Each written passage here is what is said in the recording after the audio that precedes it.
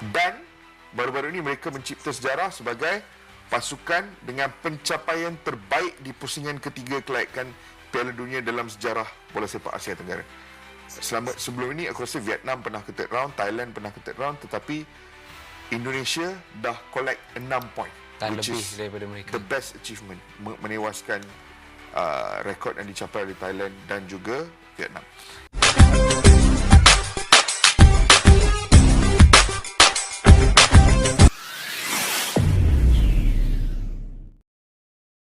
Assalamualaikum dan salam persaudaraan, salam sepak bola. Selamat bertemu kembali guys di channel Askalani Studio. Okey guys, kita masih membicarakan terkait dengan Piala AFF ya. Sekarang ini Piala AFF bukan lagi piala yang sepenting dulu, yang apabila orang membicarakan terkait Piala AFF dululah selalu ini mesti juara. Ini dia punya fans kan selalu kadang-kadang berantem guys, fans ni gara-gara Piala AFF ini dululah. Tapi sekarang ini kedewasaan fans tiap negara ataupun pendukung-pendukung negara masing-masing tahu bahawa Piala AFF ini hanya untuk menilai pemain anak-anak muda di kelompok umur, untuk mereka menjadi pelapis, dan juga di situlah momentum untuk melihat bagaimana potensi pemain-pemain baru, pemain-pemain muda ini. Tetapi ini dimulai oleh Indonesia guys. Indonesia negara pertama menurunkan pemain di bawah U22 dalam Piala AFF senior ini. Walhal Piala AFF ini ada juga Piala AFF U23, Piala AFF U20, U17. Tetapi kenapa Indonesia di Piala AFF senior juga menurunkan U22? Inilah kebijakan kepimpinan yang ada di PSSI dan juga kepelatihan yang ada di Indonesia. Dan program yang dibuat oleh Indonesia ni 5 ke 10 tahun akan datang ini, ramai ataupun beberapa negara sudah mula untuk meniru atau mencontohi apa yang dilakukan oleh Indonesia. Terutamanya Thailand dan Malaysia. Saya sendiri guys mengakui Malaysia sekarang cuba untuk meniru apa program yang dibuat oleh Indonesia untuk mengembangkan sepak bolanya. Ini saya akui sendirilah guys. Saya akui sendiri. Sebab Indonesia dilihat kebelakangan ini sudah menjadi tim yang terkuat di Asia Tenggara karena lolos di kualifikasi putaran ketiga Piala Dunia ini. Lepas tu di kelompok umurnya U23, U20, U17 semua lolos Piala Asia. Kemudian dia punya futsal, juara baru-baru ini di Piala AFF futsal wanitanya ataupun timnas putrinya juara Piala AFF timnas putri. U15 yang bermain di Piala Dunia, walaupun mungkin itu tidak terlalu dihebohkan, juga juara U15. Jadi program setiap apa yang dilakukan yang bisa mendatangkan kebaikan kepada negara masing-masing itu mulai ditiru apa yang dilakukan oleh Indonesia itu. Jadi tidak ketinggalan juga Thailand dan Malaysia yang sudah dia punya kepimpinan sudah ketemu dengan Bapak Erick Thohir. Kalau di Thailand, Madam Pang sudah ketemu dengan Bapak Erick Thohir membincangkan lebih lanjut terkait dengan sepak bola ASEAN, dan mereka ingin mempelajari sesuatu daripada Bapak Erick Thohir. Kemudian TMJ juga, walaupun belum lagi menjadi presiden FM, tetapi sudah ketemu dengan Bapak Erick Thohir membincangkan sesuatu yang terkait dengan perkembangan sepak bola di Indonesia dan ingin mempelajari sesuatu, ingin memperoleh ilmu daripada Bapak Erick Thohir. Dan sekarang ini Malaysia sudah mulai merombak apa yang ada struktur di FAM itu. Kita akan melihat lebih lanjut lagi nanti di bulan Januari akan datang ini. Okey, apapun guys, kita simak dulu video ini yang mana arti AFF berubah, kekuatan terbaik Indonesia tak tersentuh di ASEAN. Malaysia ikuti jejak timnas. Ini yang saya ingin melihat sendiri apakah komentar admin ini sendiri, dan saya akan memberi ulasan di akhir video nanti. Yuk kita simak video ini.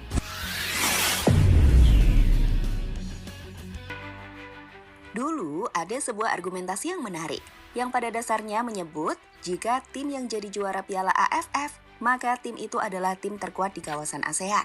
Tapi tunggu, argumen itu sepertinya mulai tak berlaku sekarang, terkhusus setelah Indonesia memilih tak memainkan tim terbaiknya di ajang ini.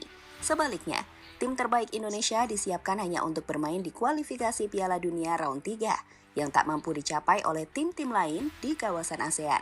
Gilanya lagi, penampilan impresif Indonesia di Round 3 telah membuat pengakuan menarik dari rival-rival di ASEAN yang menyebut jika Indonesia adalah tim terbaik di ASEAN sekarang. Gak percaya? Yuk ikuti ulasan tersebut dalam video berikut ini. Ketika Kita juara ikuti AFF ulasan. tak jadi patokan tim terbaik di ASEAN saat ini.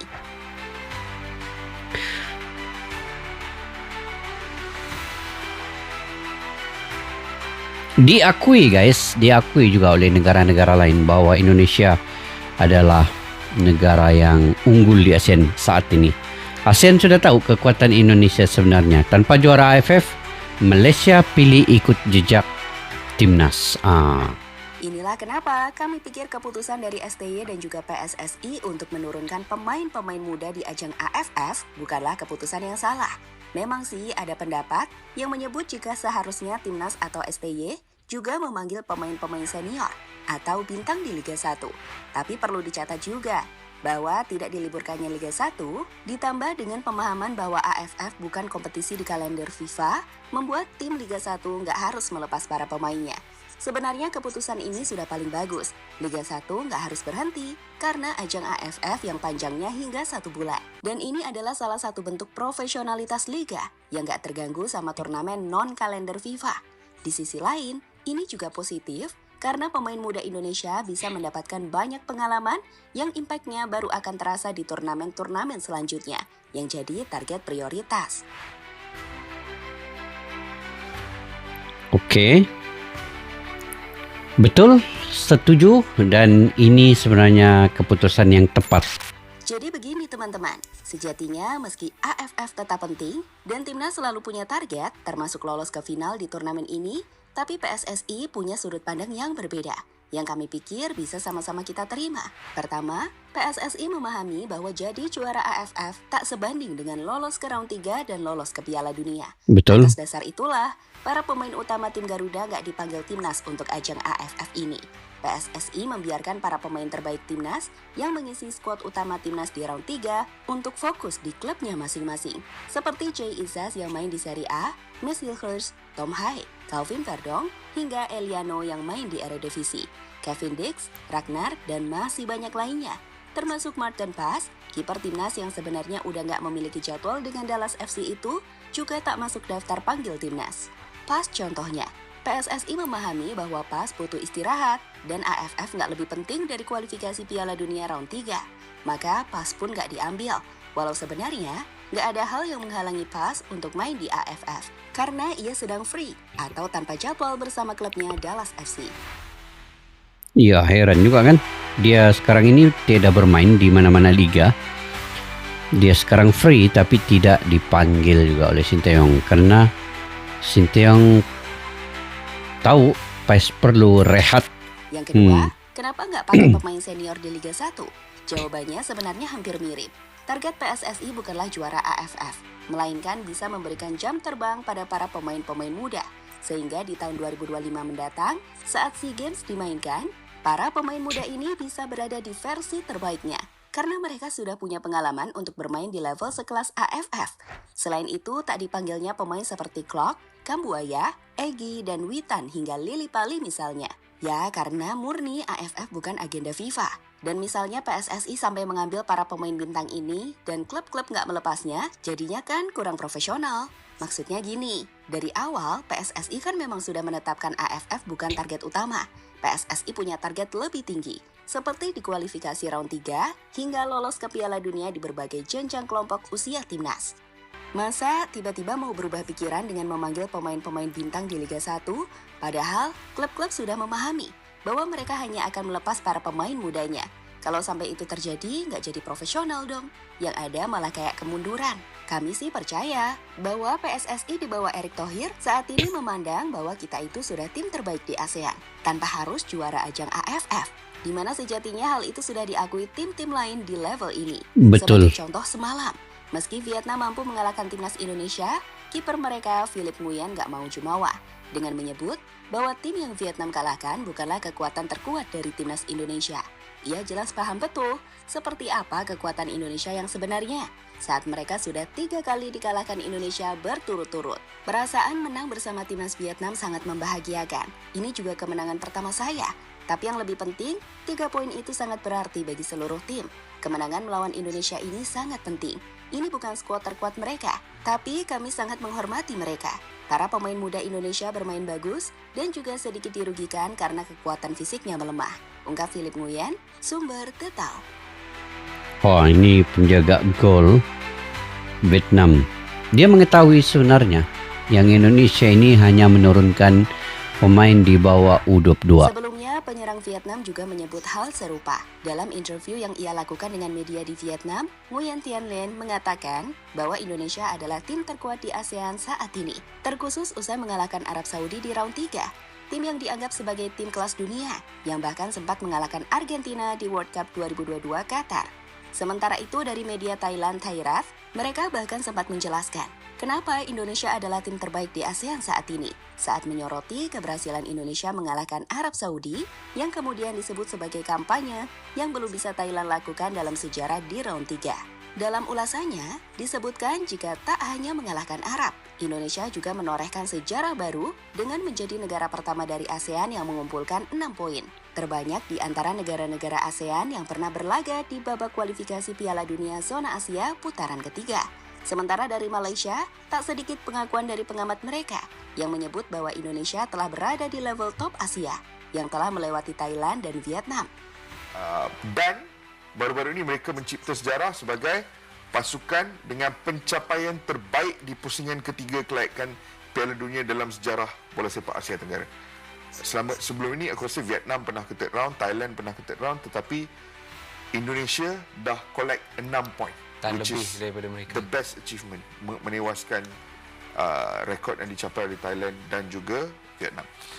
Indonesia, window kali ini, mereka tewas di tangan Jepun dan kemudiannya Indonesia menewaskan Arab Saudi 2-0 Saudi Arabia kan? dengan 2 jaringan daripada bintang muda Marcelino Ferdinand. Di mana kita nak mula, Aiman? Mendengar pendapat dari pemain Vietnam, media Thailand, Malaysia hingga pun pengamat di Malaysia, jempol sekarang kalian paham kan? untuk Bahkan tanpa Indonesia. juara AFF sekalipun, Indonesia telah dianggap sebagai tim terkuat di ASEAN. Dan hal itu bisa diraih berkat visi besar PSSI di bawah Pak Ketum Erick Thohir untuk membawa Indonesia bisa lolos ke Piala Dunia. So, akan jadi tak berguna jika kita hanya fokus ke Piala AFF, mengorbankan Liga 1 yang coba lebih profesional hanya untuk juara AFF mungkin 1 kali, 2 kali seperti Vietnam, atau 4 kali seperti Singapura. Tapi tak bisa meraih prestasi di kancah Asia. Ingat kan istilah buat apa juara 4 kali AFF seperti itu, Singapura, ingat. tapi nggak pernah lolos atau main di Piala Asia? Betul. Itulah yang saat ini dilakukan PSSI. Mereka tetap punya target, lolos ke final AFF tahun ini. Tapi perlu dicatat bahwa kita nggak boleh terlalu berekspektasi terlalu tinggi. Jika mengingat bahwa para pemain yang dibawa adalah pemain under 22. Memang permainan timnas masih jauh dari harapan. Kita juga sah-sah saja, karena kalau pemain timnas passing aja salah, ya emang pantas dikritik. Tapi mempertanyakan kenapa kok nggak bawa pemain terbaik timnas, kita telah berikan jawaban. Hal yang sebenarnya juga terjadi di Malaysia. Di mana di sana, timnas Malaysia juga nggak pakai tim terbaiknya di AFF ini. JDT yang main di AFC atau Liga Champions-nya Asia memilih tak melepas para pemain terbaiknya. Padahal, pemain-pemain terbaik Malaysia ada di tim JDT. Dan kami pikir itu sudah tepat. Kita nikmati saja perjuangan skuad muda yang ada. Kalau bisa juara ya syukur, tapi kalau masih belum dikasih ya nggak apa-apa dong. Betul. Oke guys, setuju banget apa yang dikatakan oleh admin ini. Kali ini memang inilah kebenarannya. Timnas Indonesia adalah timnas yang terbaik saat ini di ASEAN, di Asia Tenggara.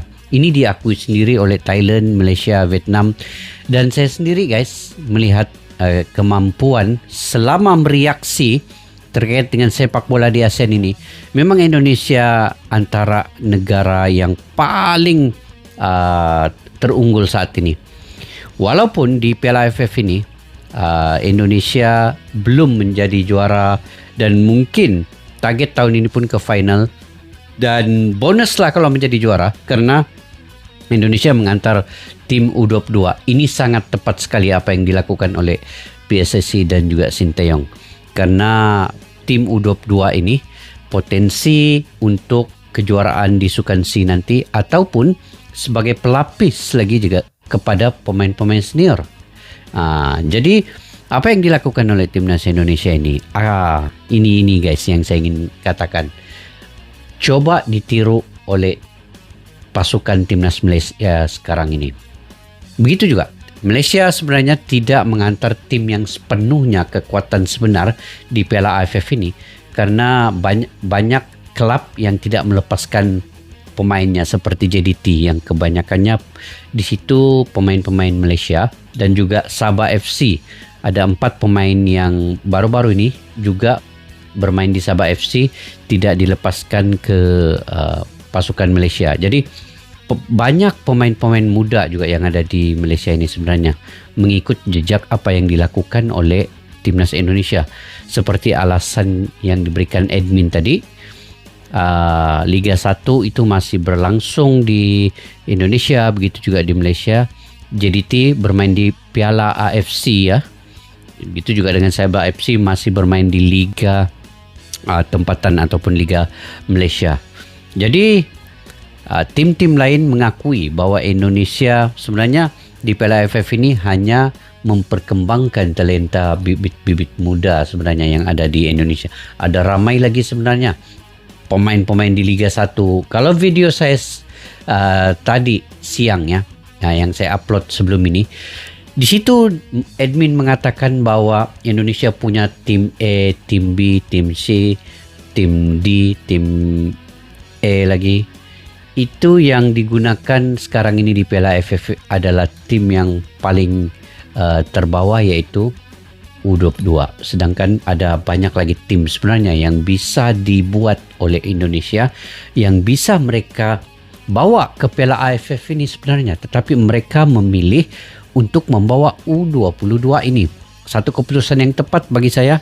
Ini persediaan 5 ke 10 tahun akan datang Indonesia ke Piala Dunia dengan pemain-pemain yang ada sekarang ini.